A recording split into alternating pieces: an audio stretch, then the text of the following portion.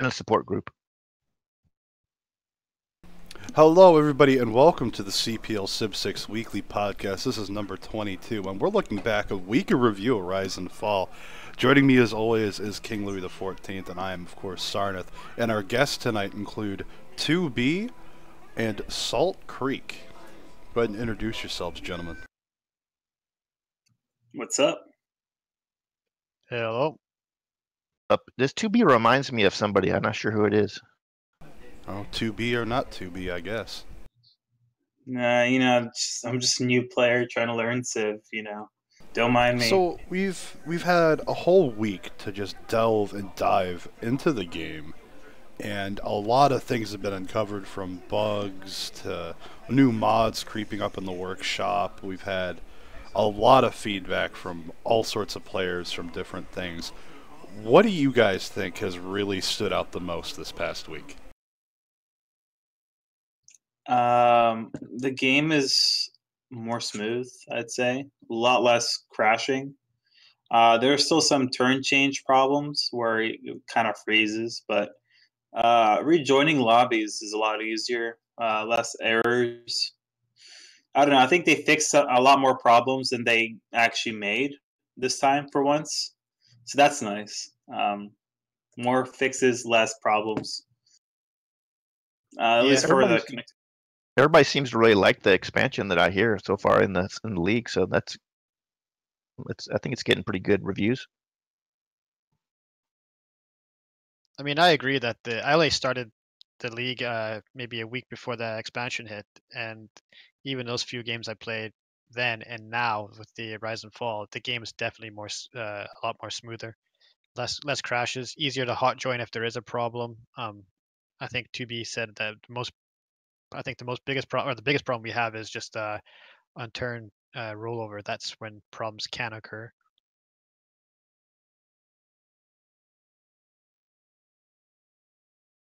I think it's making the game longer, though, right? That's what even duels seem longer with it.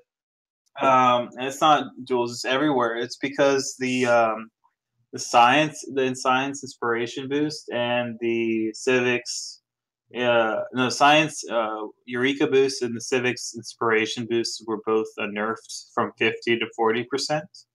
So the boosts only give you 10% less. And then each population only gives you 0.5 science instead of 0.7 science. So the whole horse rush by turn 22 to through to 25, 26 is now horse rush someone at turn 28 through 34, because getting snowball the now, isn't it? Is it harder to snowball now because if you take somebody's city near their cities? You can. I mean, yes, it depends.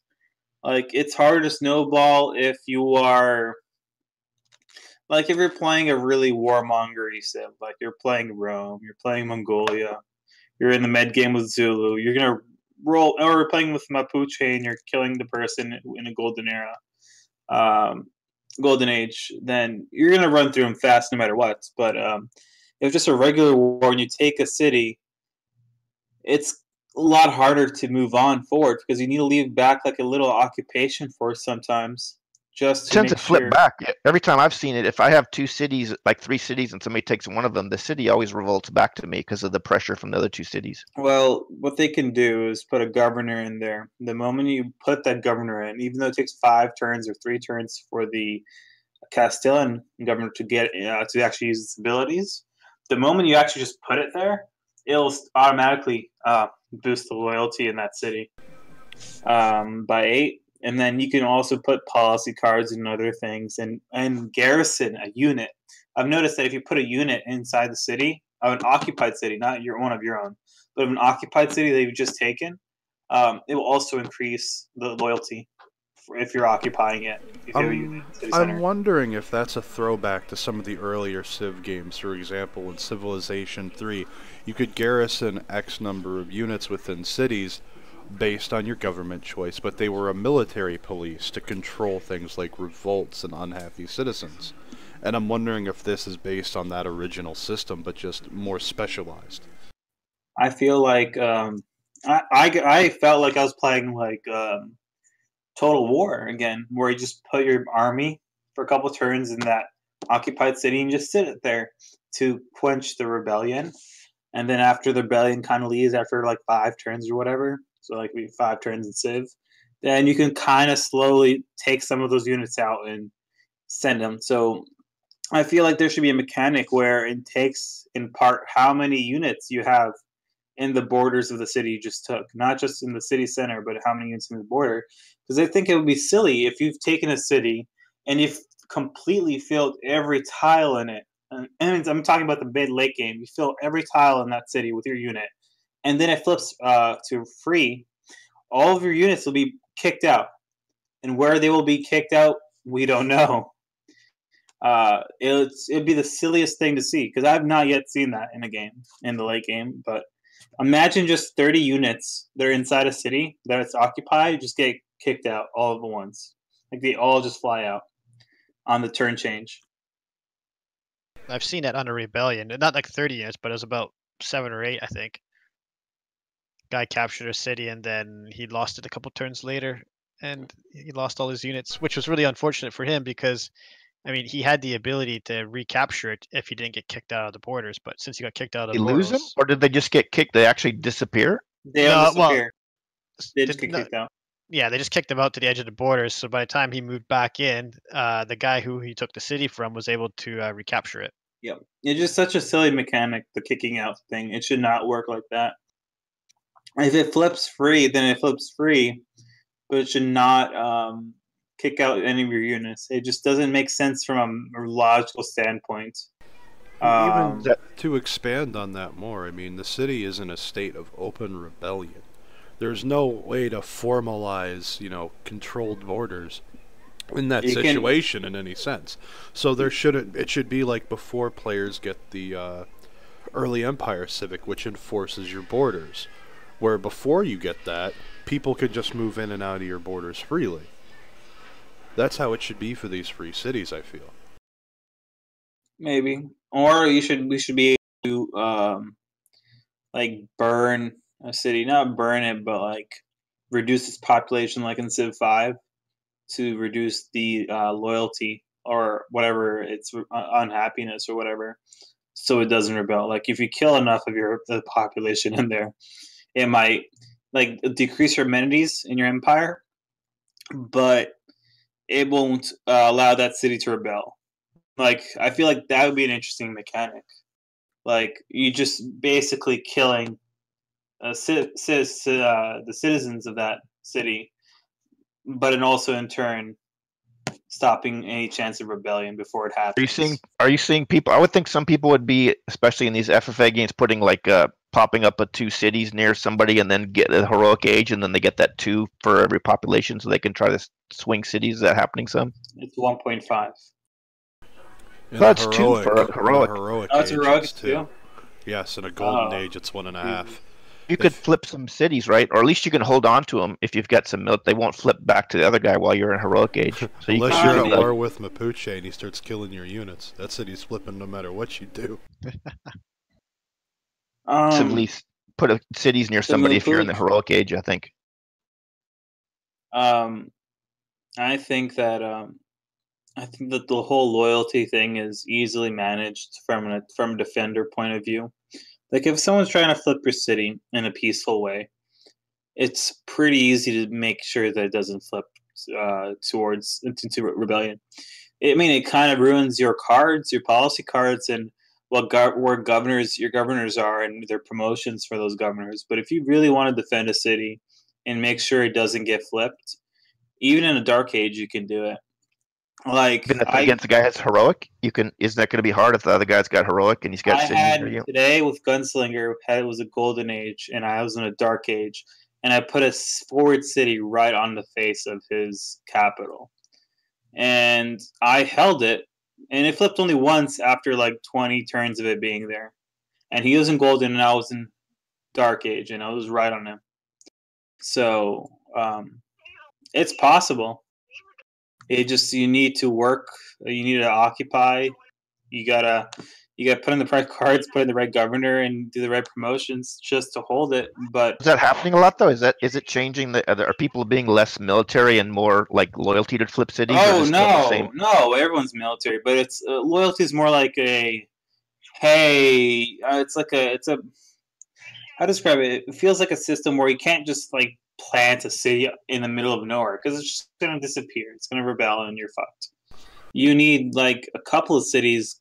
Like if you all of a sudden plant a lot of cities out of nowhere, like there's a huge plot of land, but there's other cities that feel like it says -20. But if you plant other settlers around it and you chop out the population, like with the free builder, you just chop rice or chop jungle into the population add extra loyalty. So all those new freshly planted cities somewhere else will all be, helping each other in the middle of nowhere. So that's the thing you can do. But loyalty isn't really a big factor. It just kind of discourages people from face planting on other people's cities for no reason. You must slow down a little, Snowball. Like you can't just take somebody's city and then own it like before. Oh yeah. I had one of the games before ranked. I was playing Dutch and I was warring this Cree, and I had to deal with 9 rebellions while killing the guy. Because no matter what I did, the city would keep on flipping. Because that's a big change, I was right? far Before away from you the would have cities. you would just rolled over that guy. Now it's like taking longer. Now I have to pull back some units, retake the city, then put them back to fighting. Have one person. This is before I knew that having a unit inside the city center actually reduces the chance of flipping or increasing its own loyalty. Just the fact that it's taking you longer to like roll over people, that's going to make the game a little longer. I mean, everything's making the game longer. Having city states apply their buffs on 3 and 6 envoys only on the tier 1 and tier 2 buildings. Like you can't just have the district; you need to have the appropriate buildings at the right scale. That decreases the speed significantly. Are you seeing more tall cities? When you get to with tall cities instead of just spamming cities all over the place? I've been going more tall. But if I go on a mass murder spree and I do have the room and the appropriate amount of hills per city to plant, I will spam a lot of cities. Today I had a game where I had 27 cities on turn 57 as Mongolia because I conquered 3 people. Holy crap. And one of them was Gunslinger. But the game went to nukes. I had some of my cities raised, but the thing is, you can go tall. Like the Japan Sosek, or now his name is WE4X. He was Japan on 6 cities, and he was matching me with science until turn 90. And I was on 27 cities, and he was on 6. Is it weird seeing when you go to your ranking, not seeing like 2,800 wins and now only seeing like 15? Started over. Hasn't been reported. It doesn't matter. I mean, at the end of the day, they've reported some. Like a lot of things that we originally thought were going to be the case, they haven't fully turned out that way. And a prime example of this is Scotland as a civ. The original outlook when we were looking at all the civs they came out is that Scotland really wasn't going to be that great. But I've been watching a lot of the games. I've played a couple games over the week of Unranked, and it was pretty incredible in the hands of some of the other players within the league and other communities out there to see what they could do to really make it shine. And it turned into quite the mid to late game powerhouse in terms of what it could produce and its science. Yeah, it's pretty good civ. I mean, the thing is, it's spawn bias on its own. I think it has like a hill spawn bias, or like a tundra hill. It starts somewhere in the tundra hills, and then you just have a lot of hills in the area. I think that kind of helps. I haven't had a single Scotland game or a game where I see Scotland and not a lot of hills. And then you also have mountains around Scotland, as I see a lot.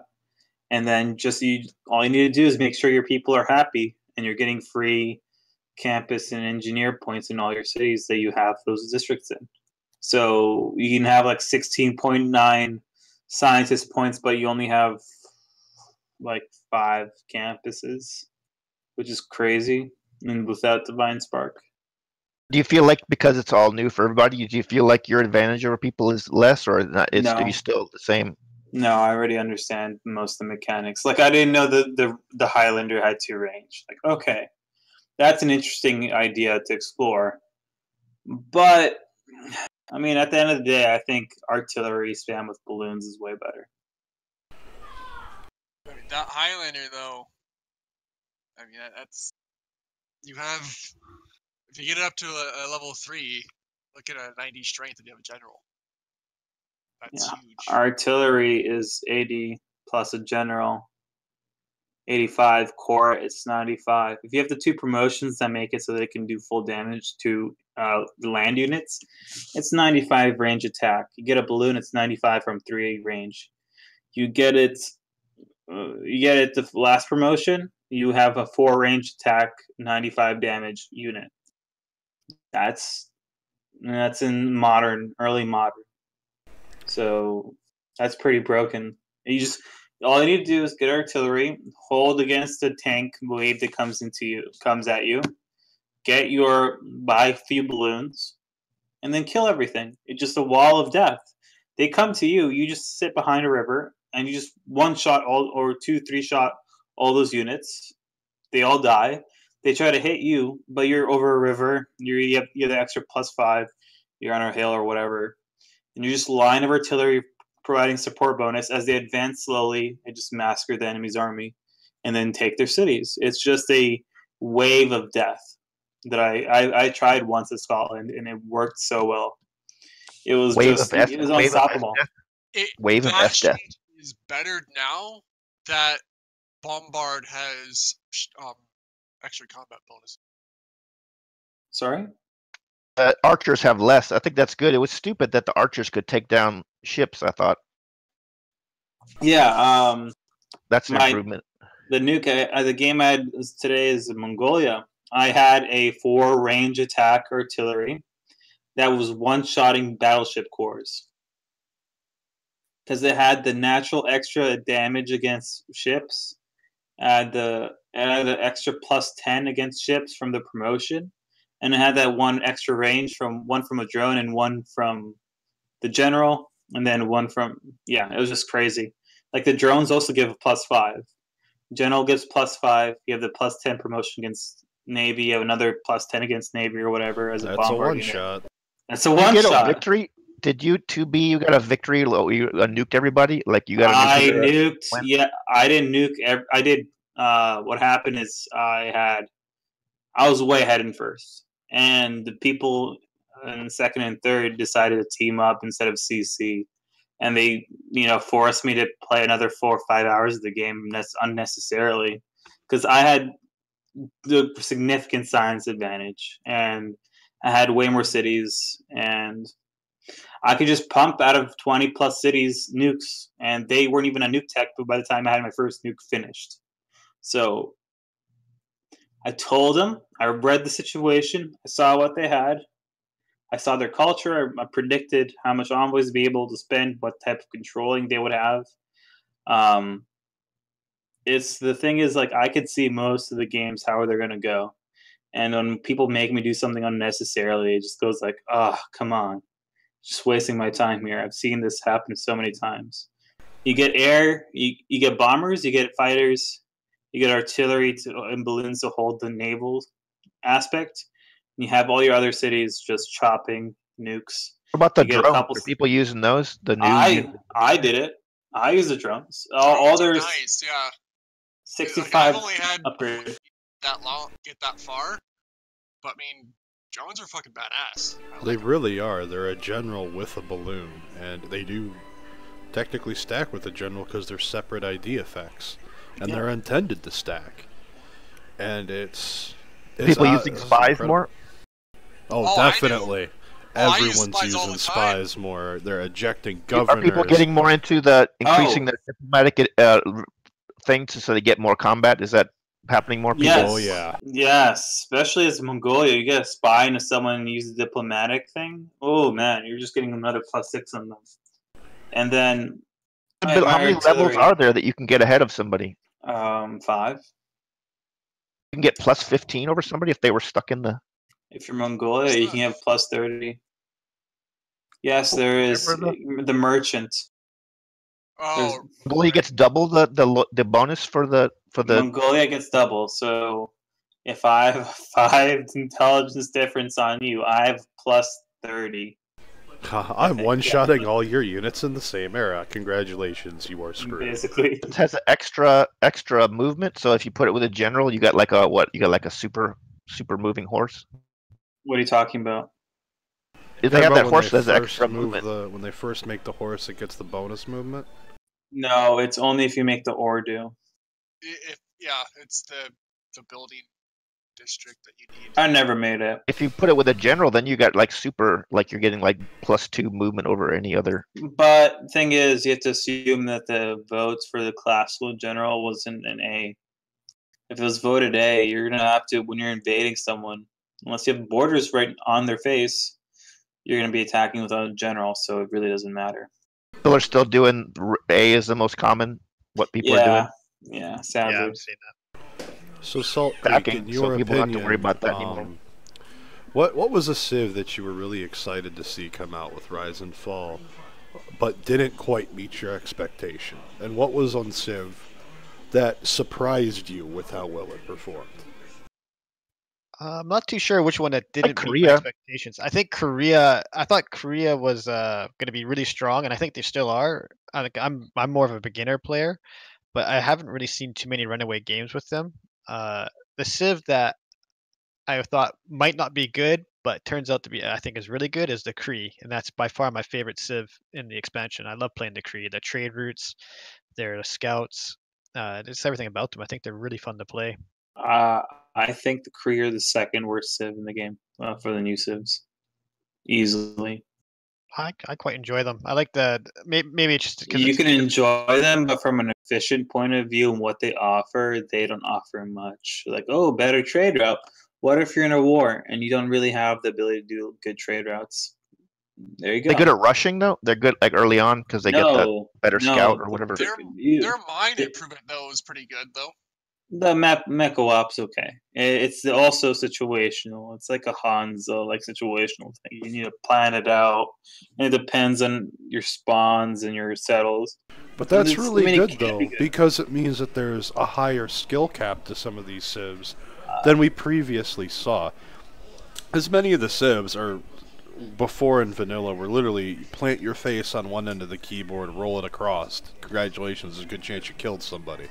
It's like having a bunch of archers as America and being on the same continent as someone. I mean, it's harder, I guess, but the people having to make peace more often because of the war awareness is making your cities go, flipping. So you have to go. People having to declare peace more often than they used to now. I haven't seen that. I mean, I've been in wars that have gone 50, 60 turns, and it's just war to irrelevancy. Loyalty when you're unhappy.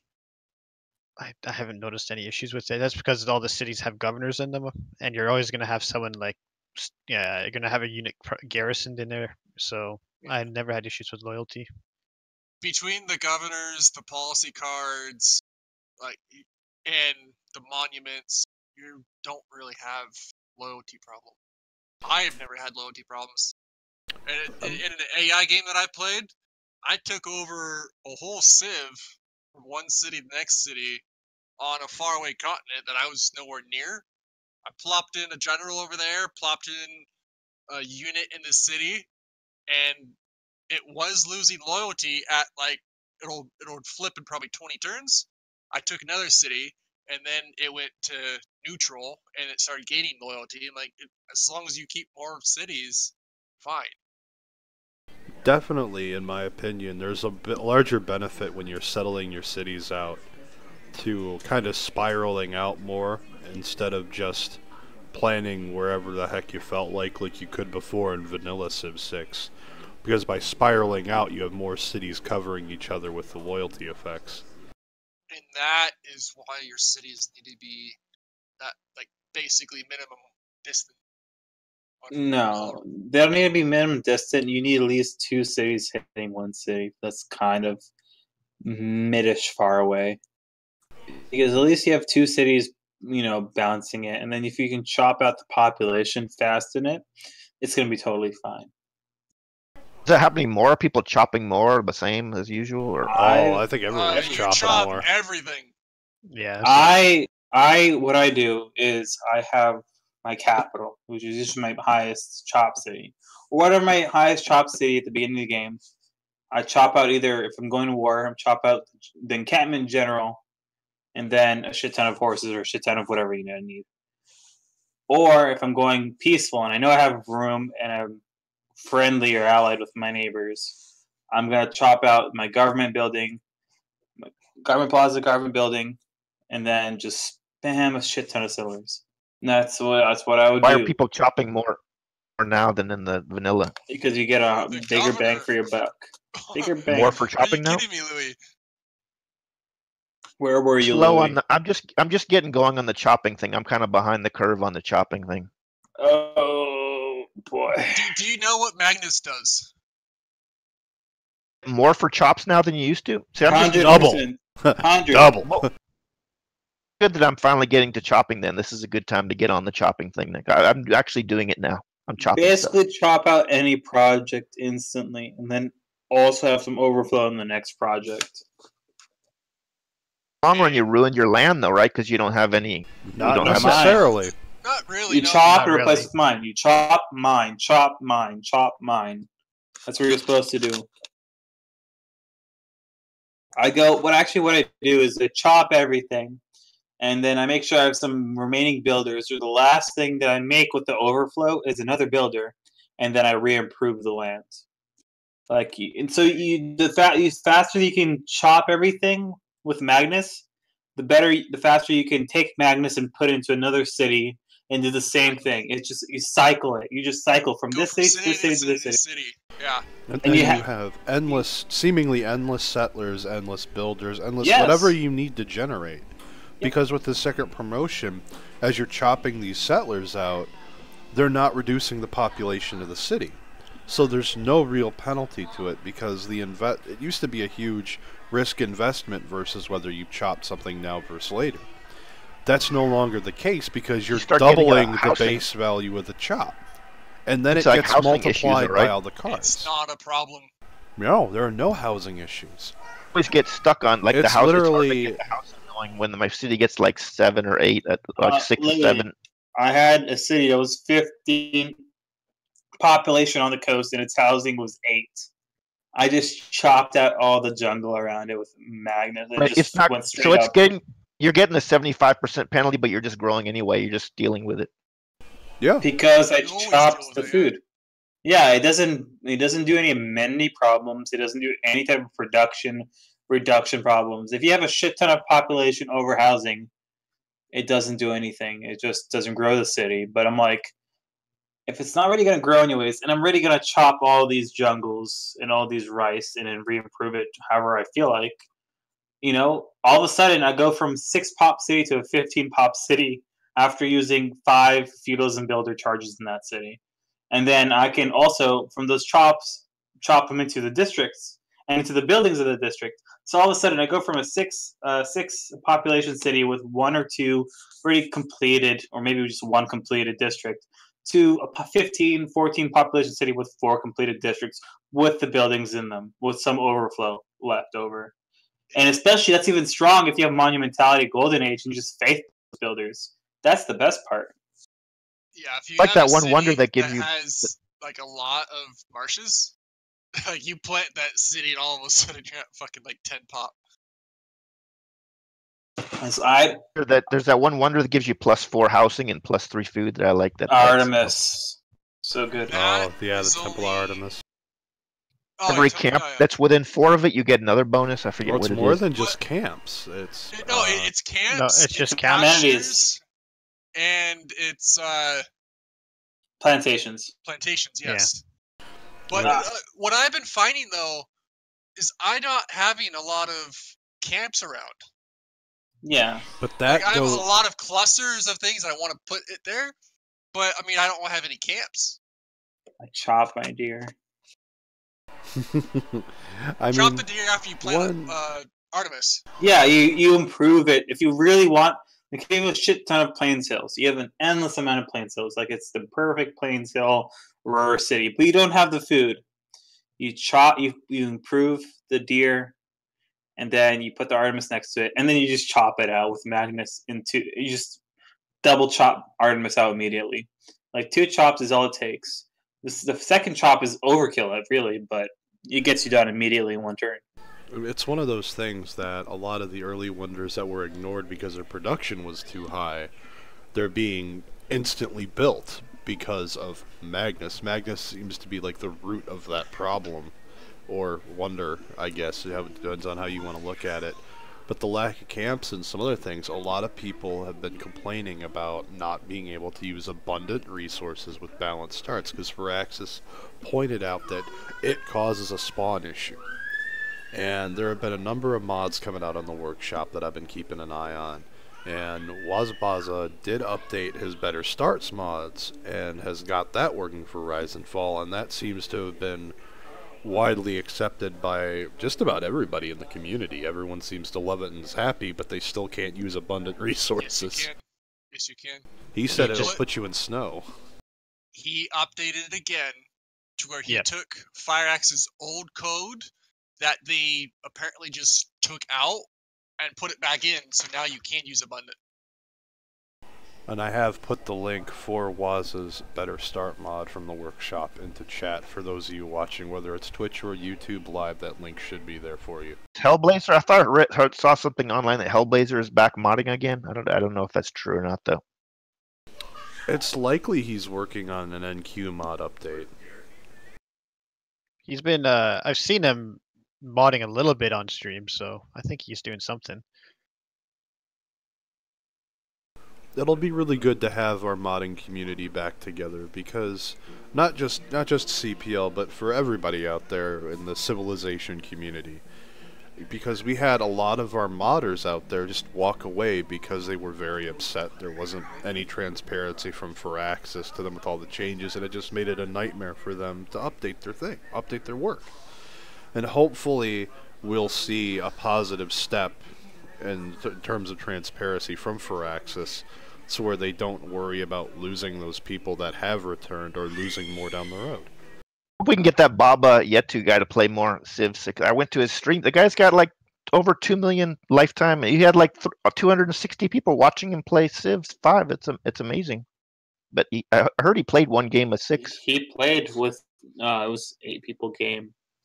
I was in it. No, it was a 6-person game. Sorry. Good at Civ 6 too. I mean, he's not a noob, but golly gee, he does not know the meta, and it showed a lot.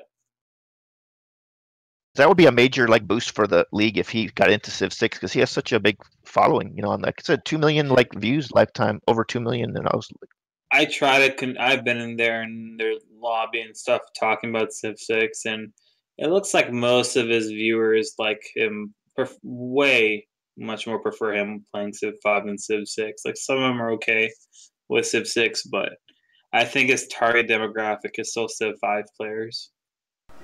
Well, if you follow like Steam, you guys follow like Steam stats or Steam Spy, it shows like finally there's more people playing Civ 6 than 5. It finally passed right when the expansion came out, so that's a good sign. Well, that's bound to happen. Whenever you have a new major release for a game, it's going to have a spike increase in popularity.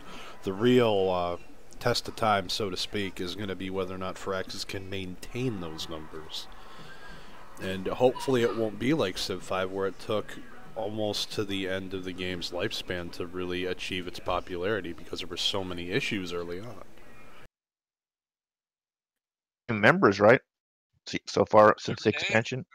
Yeah, I'm a new member. I think going from like just the base Civ 6 game to now, like even in my limited experience, which is I don't know how many hours it is, the game is much improved at this point. It's much more enjoyable. And there's still like some things I don't like about it, but it's definitely a lot more fun. I've had it where a noob city-state pieced me while I was warring it. It was pretty interesting. Like, I knew he didn't know what that, kind of a basic mechanic is. But I was like, oh man, just fucked me out of killing the city-state right now. So I killed him instead. And then I killed the city-state.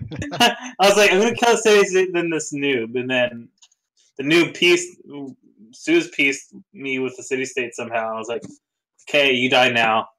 I'll get the city-state on the way out. I mean, the biggest shock that I had was in a multiplayer game, a barbarian camp actually started the siege and attacked my city. Like, actually attacked my city. Yeah, they're a bit smarter now. Praxis did say multiple times that they had been working on the AI's development, especially the barbarians. Oh, Barbs are fucking awesome now. Can I just add this? I almost lost a city today to AI. I was wearing Yerevan, and it was just one-dropping swords on me. Jesus Christ! Really early in the game, super early. I was trying to kill it, and he just fucking started dropping swords at 45 wall strength defense out of nowhere. And Can you take this stronger now? I pieced it out, and then I declared war on Kree just to pillage his shit, not even invade him to kill him. And he somehow Sue's did the same turn, the turn after I pieced it. And I declared war on me, and all its units were still kind of close to where I just put a city. And that city got into the red and almost died. And if I hit next turn, it would have died. But what I did, I was like, I'm Pericles. Instead of putting my envoys into a gold city state and getting golds, I'll waste 3 envoys with a 1-for-2 policy card to outSue's Kree so I don't lose my city. It was like the saddest thing ever. Like all these free envoys that I got from Acropolises have to be wasted because the city-state is threatening the safety of my freshly planted city. I mean, it's very humbling. I mean, a lot of players, for the single-player people out there, I'm sure have noticed as well, that the DDAI in a lot of different ways is a bit harder to tackle now. It has a lot of the same core, issues. And of course, it's easier in some ways because it no longer starts with 3 settlers.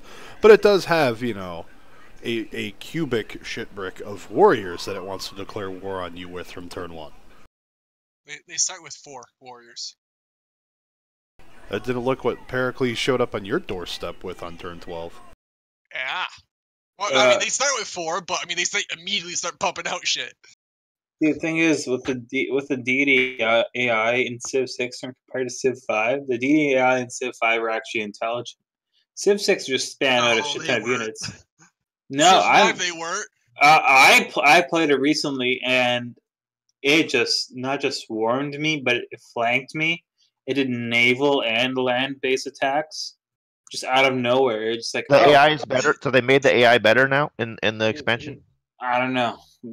But I think the the CS side is stronger. Oh yeah, definitely. But I mean, it's back in Civ 5, the AI was dumb as bricks. I mean, they just send a whole land army over the water and just float them around. They would send countless carriers with nothing on them, and just float around doing nothing. Well, I don't know. One time I had this probably 50-tile inland sea, and the AI actually put 2 aircraft on the carrier. I'm like, holy crap, that's actually cool. And he could have kept the carrier all the way in his borders and flown his planes over to my land and just wrecked me. Because I mean, Civ 5 AI loved to use bombers. But what's the guy do? He takes that aircraft carrier and sends it right adjacent to my city. I'm like, oh, well, thank you. I'm just gonna kill that now. Immediately killed it. They have no tactics. Same as Civ 6. I think it's a change that they've made. That's an important change too, right? That when you bring your ship, your guys over without they can get hit, they can't attack back on the water anymore, like regular units. Like if you attack a melee unit when it's in the water with your ship, they don't get any. They're weaker now than they used to be, or they don't get to attack back, or something changed with that. I thought they're 30 strength no matter what. You put a scout in the water, you're just 30 strength. It's based on your what era you're in. something, didn't they? Like it's easier to kill. It's because it's based on the era you're in, and that's because based on your technology is whether or not you have a pile of sticks strung together or you have an inflatable lifeboat. They don't attack back anymore. Something's different now with the expansion that before how the water combat is. I thought they changed it with the melee. They don't get any attack against you anymore. You just gonna hit them. Embarked units, they have a combat strike just to determine the damage they take. They can't. Before they could deal damage. Then in the vanilla they could deal damage, on right? Water can't deal damage. Or no? No. You attack a ship and you attack a land unit. The ship takes no damage. And the land unit can't attack the ship on water. They didn't change anything? I thought they changed something with the way the melee units were dealing with the water in the combat. No. Speaking of melee and naval, let's talk about Norway for a second. There have been a few games in the league that have happened where Norway has popped off early because archers now suck against ships, and the longboat now has a slightly bigger window of opportunity. Not only just for raiding and grabbing goodie huts on the coast or pillaging coastal tiles, but actually taking cities. It's been happening, and not on island maps either. On fractals and Pangeas it's been happening. I mean, yeah, they did get a little buff because range units... Before, you used to be able to have 1, 2 archers, and a longboat can't take it. Now, you need probably 4 with your own galley in your city to protect it. So it makes him a little stronger. I still don't like Norway. I think Norway's still... Goodie huts are better, though, right? Because they take them now and they helps your era score, too. Yeah, I mean, for taking, stealing settlers on land, stealing builders, and pillaging, a longboat is awesome. Don't remind me. I had a game recently where I told the dude, I was like, listen, I'll give you 100 gold. Just don't pillage my settler that's on this coast. Because I don't have first move to move it away like, Red Phoenix and all these other first movers. I was like, dude, I'll give you 100 gold. Just, let it be. He didn't respond to me the last 3 seconds of my turn. I deleted my settler. And I just felt so bad. I was like, better this way than him to steal it. You gotta be careful with a Norway in the game. So because out of nowhere, it was Pangea. It's like, all of a sudden, I see him. Met him right there. Just the most random ass timing. The meet in Norway on a Pangea is just the one time my seller's touching a coast tile, and I don't have first moves on the person. Why did you have a naked settler? I naked settler all the time. Noob. What do I do? What's I the don't new settler jacked. civs? Has that changed now? Or like, are there old OP ones not as OP anymore? Or is it the same Germany and Scythia? Everything's been reined in quite a bit by some of the new powerhouses, but some of the old civs got buffed in their own ways too. I mean, France starts with a higher level of diplomatic visibility. That's free combat strength at all times that France now possesses with, honestly, one of the best start biases in the game. Not to mention early spies, and all of her spies get a free promotion out the gate. So France has definitely risen the ranks from... Are Nubia and like Scythia, they're still OP, and Germany and... I've yet to see Scythia go head-to-head with Mongolia. That's what I want to see. 2 very competent players go head-to-head with that. If Mongolia gets the trader out into Scythia's city, Mongolia wins. Because then it'll have... You just declare war immediately. I know, but this is what happens. I don't know, you can or cannot. It's just like, not everyone does it. I mean, that's just foolish. I know. I play against Mongolia exactly like I play against Persia. You see them, you declare war immediately. Yeah, that's the only way to do it. Opportunity to send that trader or to declare war on you and get that movement. You just don't do it. It's just silly mechanics. I mean, there are a lot of a lot of civs have changed up and down. Like, take America, for example. America used to get better legacy bonuses on the governments. Now, because legacy bonuses don't really exist anymore, at least in the function that they originally did, America gets one of their diplomatic policy slot, the green cards that everyone's familiar with in the game. Those are wild card slots for America. Yep. And in my mind, that's incredible. Yeah, oligarchy, you now can have 2 military cards, you can now have 2 economic cards, like, you name it. I liked the original legacy bonuses for America, but I mean, I like this just as well. I mean, this is in a sense more practical because you can put whatever the hell card you want in it. And a lot of the times, I mean, the green cards are useless. Like, yeah, I get the +2 for Merchant city Federation. spins. Yeah, it's not good until Merchant Federation. But that's not till turn 50 or so. I had another question for you, Saltcreek.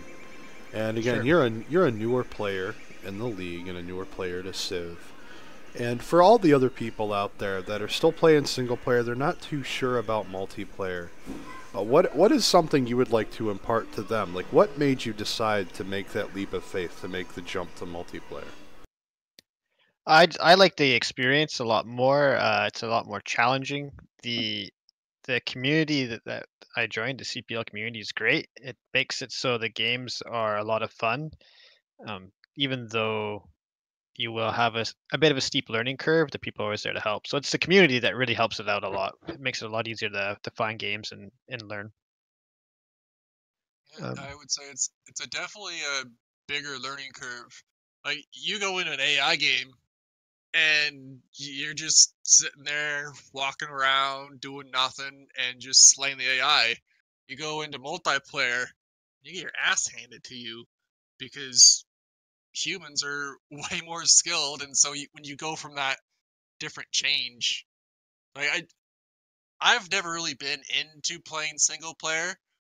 Like, I think I have like 4,000 hours in the game, and at least 3,600 of it is multiplayer. Like, that's what I play the game for, is multiplayer. Oh yeah, no, you're right. The learning curve is huge. You have to learn. You have to learn quickly how to defend against cavalry, and even I played my first teamers game the other day, and there was a huge learning curve on that. How to protect your land against, and we talked about America and stuff like that. But the people, as long as you tell people that you're new, then they'll help you a lot. But yeah, steep learning curve, a lot of challenge. That's another thing. There's a lot of challenge. Well, thank you very much for that. And we did have something come from chat from one of our viewers today, and that is learning the mid game and the late game. What are words that you guys hear? You know, Louis, Blade, 2B, and Salt, for what you guys have experienced. What are things that you would say are the most important to focus on in the mid game and the late game, respectively? What's the definition of when is mid game? Would you say, like, what turn are you talking about? Turn 60 to 80 in my mind are the mid game. Maybe as far as turn 100 now, with how slow things have become. I would say, like, Renaissance, Industrial, that timing period.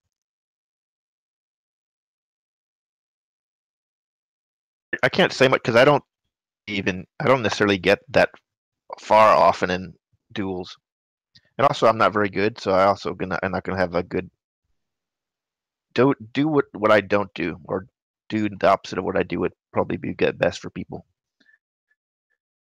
Yeah, I don't get to the late game because usually I'm in an early war, which puts me in a position where I'm not probably going to win the game, or or I just get wiped off the map really quickly. So I would sort of say I focus on my defense first on the early game, and then for the mid game I just try to make sure if I do get into the 70 turn range, then I'm just making sure that all my districts and all that and trade routes are up and running, so I can at least keep up with the science culture and stuff like that.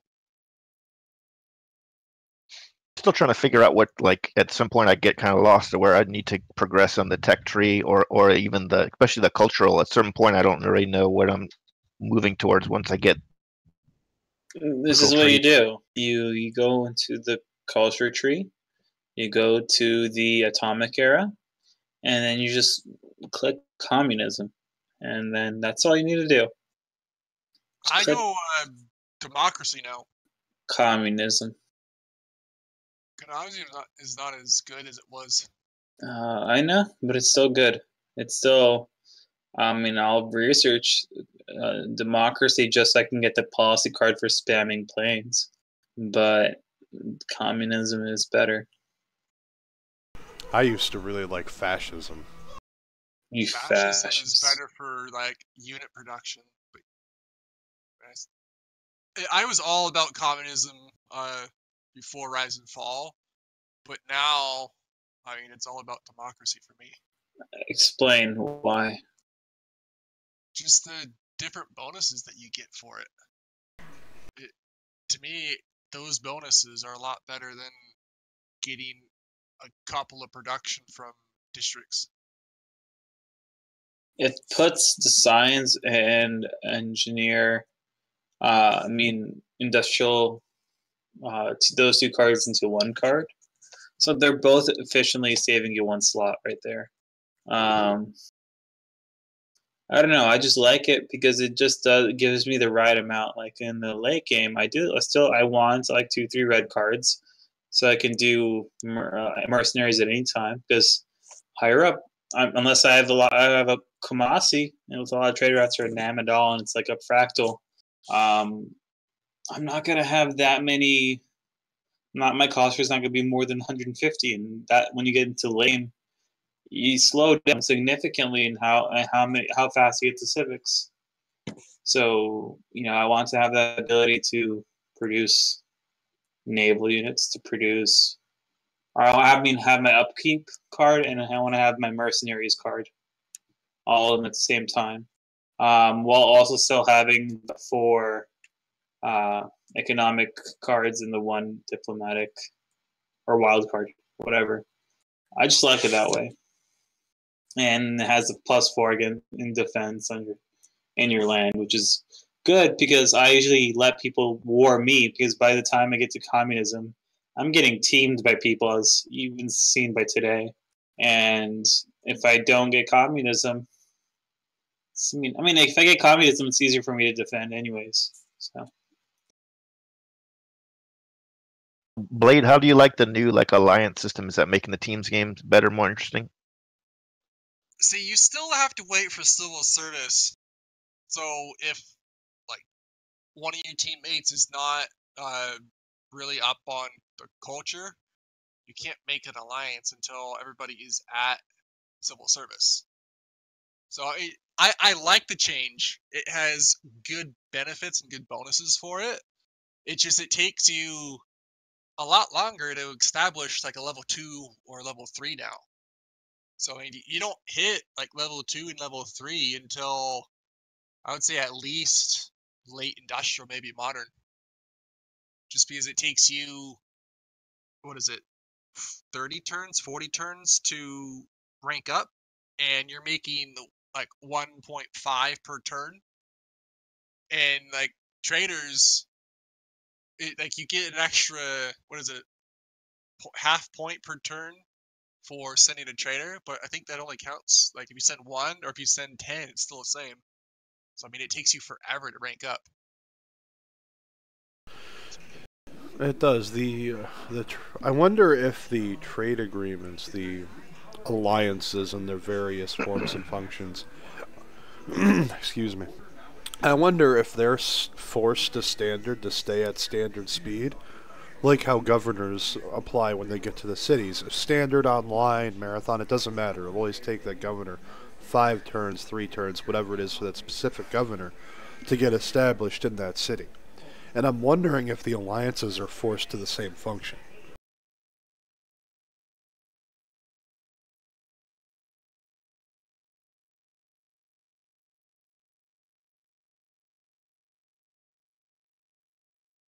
Because in all honesty, in any of the games I've played, I have yet to get an alliance past level 2. And it took a very long time to get it there. Right, it did. Because usually a game is called by then, or one of the two in the alliance backstabs each other. No, this is even in AI games as well. I mean, even in AI games I was playing, I went to the industrial era and only had a level 2 alliance. And I had many, many trade routes with this AI that I was next to. But it only counts as one. One trader is the same as sending 10. It's not plus half a point per turn per trader. Oh. You really like the new spy systems, Sarna? The spies are like better, more different missions. Oh, I love them. You can, like I was saying earlier, you can eject governors. You can fabricate scandal. I call it assassination. You assassinate people's envoys and city-states now. It's just wonderful. I love that they expanded on the spies and the espionage table because it was badly needed. You're going to see people, it's going to be a more powerful mechanic for people to use now, you think? People have already been using spies more. Before, at the beginning, right, hardly anybody was using spies, right, in the CPL. Well, yeah, because there wasn't much reason to use them. But now you have that grease that's been pumping envoys that you just can't compete with because of their Acropolis. Well, now you just have spies assassinate all their envoys. It re-levels the playing field, so to speak. Warranted, it takes a bit, but it's a way to level that side of the playing field that was previously almost untouchable, unless you had the Apadana and managed to secure a Wonder Span. How fast can you get a spy in a game? It all depends. Well, if you're France, you get it real early at castles, which is on the way to cavalry tech. But not everyone rushes cavalry anymore because people are preferring to somebody go the gets a bunch of first meets and you just cancel it out with your spy. Well, by that point in the game, you're well past first meets, but that guy's envoy basically with a spy. Yeah, it'll execute envoys. It's wonderful.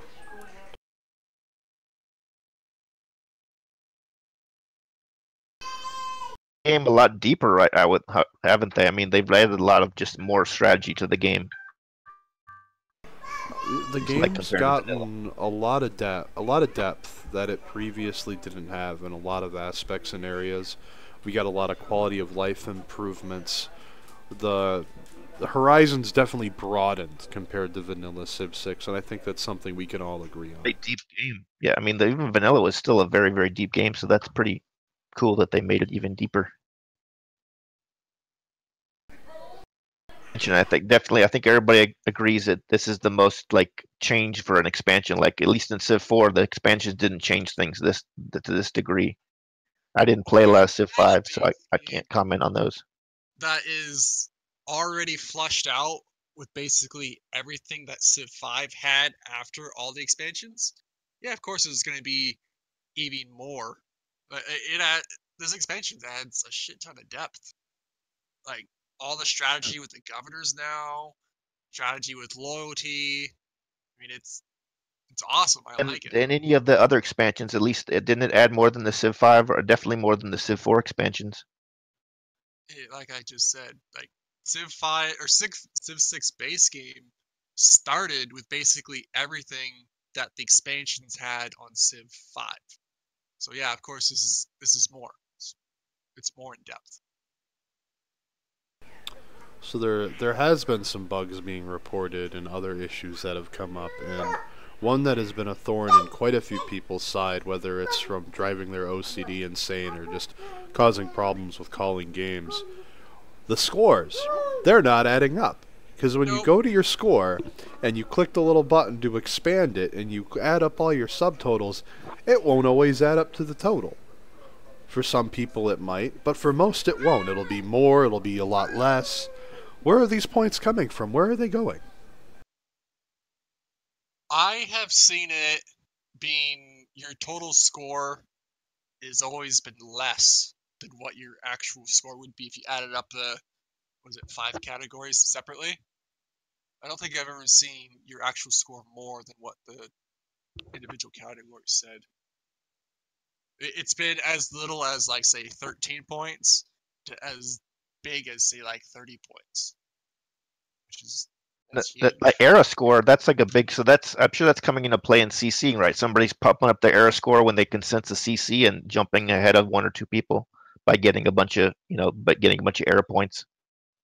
I mean, you can't really fabricate era points. You get them from picking up goodies. The goodies disappear and you no longer have goodies. You get them from completing, like, the tech first. You get it from circumnavigating the world first. You can, if you're the first civ in the game to field a unit, whether it's an archer, a sword, cav, you get 5 points for that. Cities, and you got a bunch of neighbors, and you get that +2 for every city you convert to religion. You could bust your era score up pretty good in like 20 or 30 turns if you start converting. If you had a lot of faith. I mean, you get religion is a very viable thing now for people to compete in points with because of that, and not only for your era score points, but for your religious points added to your score as well. Because before, well, why should I bother to invest in this religion? I fall so far behind. I don't gain anything out of it. It's not going to do anything for my score when this game gets called by the time it finally pays itself off. Well, it's not the case anymore. The game is slowed down so much because you need all these markets set up, these libraries, in order to get bonuses, in order to get trade routes even. So let's say you took stewardship, where a campus and commercial hub each would provide 1 science or 1 gold per turn, respectively, if it was in the city that followed your religion. Well, that +1 means a lot more now because you don't have an envoy sink in a city-state just giving you heaps of free science or gold. So these investments that really were easily shrugged and snubbed off are now worth looking at once again, even if it's only from 1 or 2 holy sites. That's like half a chop now. It'll because almost no one's making them still. That means the production cost for its total will be lower because there aren't many made.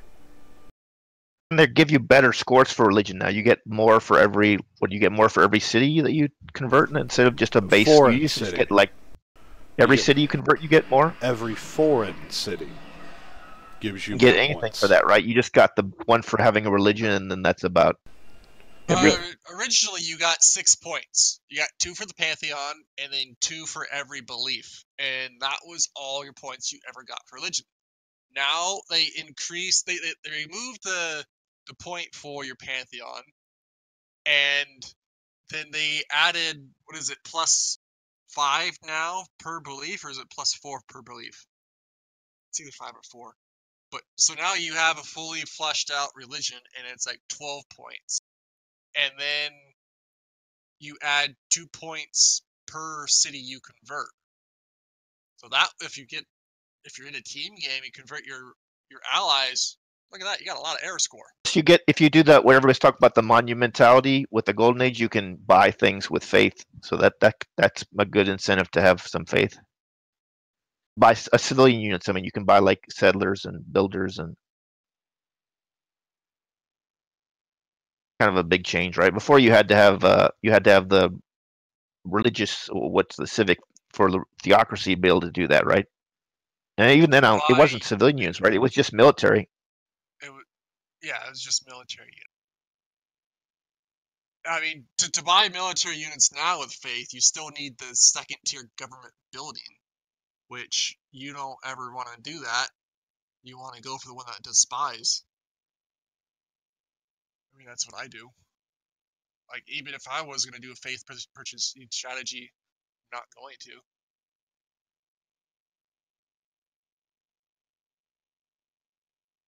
I mean, before, if you were making a theology play like that, you would see Russia get Dance of the Aurora as their pantheon, and their Lavras would generate heaps of faith because they'd get all these extra bonuses for being near tundra tiles. You would easily have these massive +6, sometimes even much higher and faith per turn almost immediately dropped from the Lavra. So they'd get the first writer, which would give them free culture, and then as they would have these monster faith productions early established, and by the time they got the theocracy, they were buying 10, 15, 20 Cossacks, not including the ones they just upgraded with gold. Somebody called a Ponzi scheme where you get the double chopping with the, and then you get the faith, that one pantheon with the faith for every chop, and then you start buying a bunch of builders. And I mean, that's if you get lucky and get the monumentality. At least for me, I mean, I play without barbs because barbs suck. So I don't get the +3 points for clearing every camp. So it's harder for me to get a golden age in classical. And so by the time medieval rolls around and I get a golden age, like all my cities are settled. So for me, monumentality is not really that ideal unless you want to postpone settling. And I don't know. I usually see at least one person hopping into a golden age after classic or ancient, sorry. So, but I always play with barbs on, so that I think that makes a huge difference. I mean, the game is meant to be played, and the barbs you need them more. Like Sarna was saying, I think last week, you need them to help with your era scores. Yeah, I've played only a few games without barbs, and I've noticed that it was a lot harder to build era score, especially at the beginning there. Units with the barbs, it helps you get a few extra promotions before you start running into the enemy. Yeah. Oh yeah, definitely. I mean, you'll have warriors, slingers with 1, 2, maybe even 3 promotions. And that's a really big deal when it comes to war. Those promotions are very impactful, especially when you get to the 4th promotion. People pumping out more spearmen now that you get the 50% bonus for making them now? Yes, they are, actually. I've seen a lot more spearmen hitting the field, especially when scouts are revealing horses in enemy lands. Like, they're just pre-building them, getting them ready to hold back while they get their archers up, more warriors out for swords. Just to have the spearmen there kind of in between every once in a while in the tiles to really jab at those horses and give them a hard working on time. it, but they're pretty good actually. If you fortify them and you get them with a formation, so you get the little bonus, and you have them on good land, they're pretty good at, I think, at slowing down the horses. If you have them in a formation and you have a good land and you fortify them, and you maybe upgraded one or two of them. Well, it's like playing any other war. You have to make your unit moves and choices for what order you do these things in intelligently. You have to be able to plan multiple moves ahead. I think the simplest way to explain this is it's like a game of chess. And the only difference is not only do you have to plan multiple moves in advance, you have to make those moves at pretty much near the same time. Instead of, making your move and hitting the clock for the next guy, you're making 5 pieces move, and he's making 5 or more pieces move. And it's all happening within fractions of a second. And it sucks sometimes where they have the faster computer or the faster internet, and they're able to get more moves out quicker than you are, but it's a part of online gaming at its core. They made it so that the defensive player is much more viable, right? Because now you get the 50% on the spears, and you get that one governor that can help you get the +5 defense, and you get that if the guy takes your city, it's probably going to flip back if he's near your other. So I think they really helped out that sim person that wants to defend at the beginning compared to vanilla. So I really like that. Yeah, that defensive governor I'd say defensive governor. He's actually really good, especially if you're actually even on the offense there, because he only takes 3 turns to get in there, which means that he'll be established before a revolt happens. So I had a ADCP gag order, but that was only for the first hour, so now I can say ADCP again. It's going to start in 2 weeks, so I'm trying to. Well, I'm not trying to. I've been, as everybody knows, I've been hyping it up a lot. It's safe to say too much, but that's yeah, I overdo things, but yeah, I am hyping it though. You can't say I didn't hype it. I don't think there's a single person in the CPL saying, "Yeah, I wish that Lewis guy would talk more about ADCP." I'm guessing that nobody's saying that. Well, when is the ADCP's first event, Louis? To start it 2 weeks, like March 5th. Well, that is a pretty short while from now, actually. And A lot with you, and you helped out definitely a good bit, and especially Yoshi. Yoshi's probably the helping the most. So I go over it with him a lot. Gonna be, like I said, for those who don't know, it's just patterned after like men's pro tennis, how they do tournaments and everything. So I'm just blatantly, I'm just using the same names. Even the first event's going to be the Australian Open, so it's going to be like our biggest tier event, like a 32 draw, which I think we can do. 3 out of 5 matches. Well, definitely sounds like it's going to be really exciting, and it's going to be a whole lot of Civ for sure. And these events and tournaments are going to be happening on a fairly regular basis. So even if you're someone out there who just couldn't get off of work for this one, there are more that are going to be going on throughout the year, because this is going to be a season, like seasons, where it's going to be like every week there's going to be a tournament, except for we could definitely plan to take off time during the CCCs, that people can focus on that, because that's our biggest thing for the CPL. You said there was a number of people that were talking to you that were kind of curious about it, about the ADC, about our dual league, and so maybe we'll get a bunch of them to try out and join the league. But I hope that it'll help grow the CPL, because it is part of the. I mean, I'm calling it a league, but it's not a separate. It's part of the CPL. Not a separate. Yeah. It's not like there are a lot of different players out there, whether you like single player, going on the AI, or you like just getting with a couple of buddies and bashing the AI together, whether you're huge into the multiplayer scene like most of the people at the CPL are. There's tons of different gamers out there, and for some of you who really want to get in on that 1v1, those duel type games, this is something specifically designed for you, and I highly recommend you check it out.